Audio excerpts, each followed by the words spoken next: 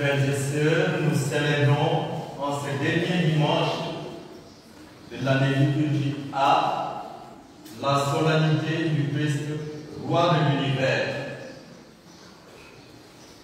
Et pour nous aider à comprendre ce que cela veut dire, la liturgie nous propose des textes bien différents les uns des autres.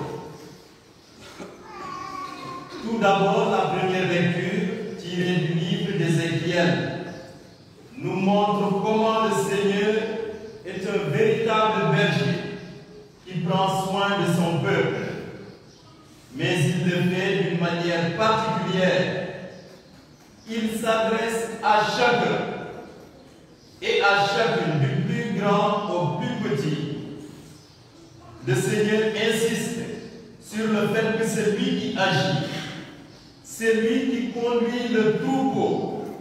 C'est lui qui veille sur ce dernier, qui pense la brebis blessée, qui ramène la brebis perdue, qui garde et fait perdre la brebis grasse. Voilà le roi que nous avons.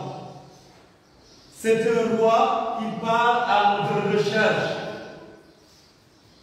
Si nous nous égarons, c'est un roi qui pense si nous sommes blessés, si notre âme est triste.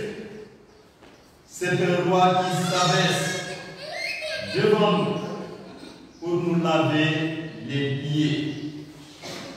Rappelons-nous la scène du jeudi saint. Il y a bien des moments où on n'a pas envie qu'il veille sur nous ou qu'il parte à notre rencontre. Parfois même, on refuse qu'il vienne enlever toute rancune quand on est fâché contre notre prochain. Laissons-nous donc guider, frères et sœurs, et éclairer par le Seigneur qui veut nous associer à sa royauté qui n'est pas du tout celle de ce monde. La deuxième lecture nous présente une deuxième facette de la royauté du Christ. C'est celle du triomphe et du pouvoir royal qu'exerce le Christ sur toute chose, sur les puissances du mal. Le Christ roi est vainqueur. Il faut le répéter et insister sur cette dimension que le chrétien ne doit pas perdre de vue. En effet, nous sommes dans un monde encore marqué par le péché, un monde où nous trouvons la souffrance, la douleur. Eh bien, le Christ, lui, nous annonce cette bonne nouvelle. Il est ressuscité d'entre les morts, il a vaincu la mort. Cette victoire est éclatante. Il ne s'agit pas d'une victoire à retardement. Elle est déjà là. Et le chrétien doit vivre dans cette logique de victoire. Ce Seigneur qui viendra dans la gloire est ce même Seigneur qui nous a promis d'être avec nous jusqu'à la fin des temps. Si le chrétien agit au cœur du monde en faisant le bien, c'est parce qu'il a foi en Jésus-Christ, vainqueur des ténèbres et de la mort. C'est alors seulement qu'il nous faut considérer l'évangile de ce dimanche du Christ roi de l'univers. Cet évangile nous présente une troisième facette de la royauté du Christ. Le Christ est roi, et voilà qu'il s'identifie à ceux qui sont méprisés, à ceux qui sont rejetés, à ceux qui souffrent. Lui qui est le plus grand, vers qui doit converger toute louange et toute gloire,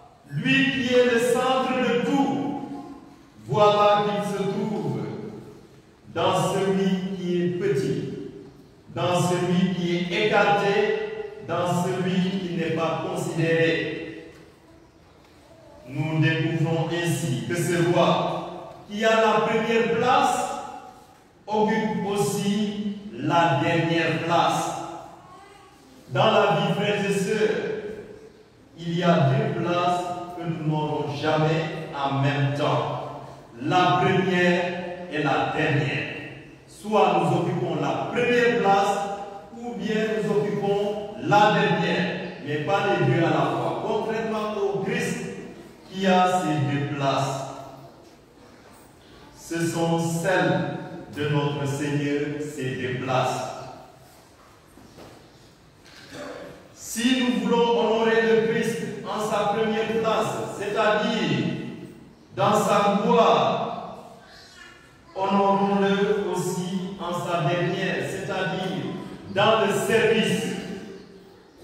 Il est surprenant, voire déroutant de voir que le Seigneur qui a vaincu le mal s'est laissé toucher par lui, c'est-à-dire vient assumer la souffrance de ces brebis qu'il aime tant.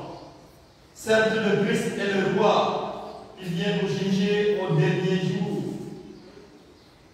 au jour de son retour glorieux. Mais l'on peut voir que son jugement n'est pas arbitraire. Nous sommes les acteurs de ce jugement en raison de nos actes. Notre foi doit nous entraîner à agir. Jugement d'amour par rapport à l'amour. L'amour que nous aurons montré, l'amour dont nous aurons témoigné. Tel est le jugement dernier. Nous serons jugés sur l'amour qui agit. Il n'y a pas d'amour de Dieu sans amour du prochain. Et en utilisant la métaphore de brebis et de chair, il nous montre que ce sera un jugement d'amour. Vous serez jugés sur l'amour, nous dit Saint Jean de la Croix. Nous voulons servir le roi de l'univers en faisant de grandes choses. Sachons que nous pouvons le faire avec de toutes petites actions en étant au service et à l'écoute de notre prochain. En somme, frères et sœurs, la royauté du Christ est une royauté de sainteté et de vérité. Une royauté de justice et de paix, une royauté de service et d'amour à laquelle il veut tous nous associer. Jésus nous montre que le sens de la royauté ou de la puissance est de se mettre au service des autres. Il l'a confirmé qu'il était maître et seigneur, qu'il était roi, mais il a exercé sa fonction de maître en lavant les pieds de ses disciples et il a régné en donnant sa vie sur la croix. Jésus règne d'abord à partir d'un humble berceau et ensuite à partir d'un trône, pas très confortable d'ailleurs, c'est-à-dire la croix. Que l'Esprit Saint nous permette aujourd'hui, frères et sœurs, de grandir dans le désir de rencontrer Jésus, dans celui qui est petit et pauvre, et que nous entendions dire quand il viendra, venez, les bénis de mon Père, recevez en héritage le royaume que Dieu a préparé pour vous depuis la fondation du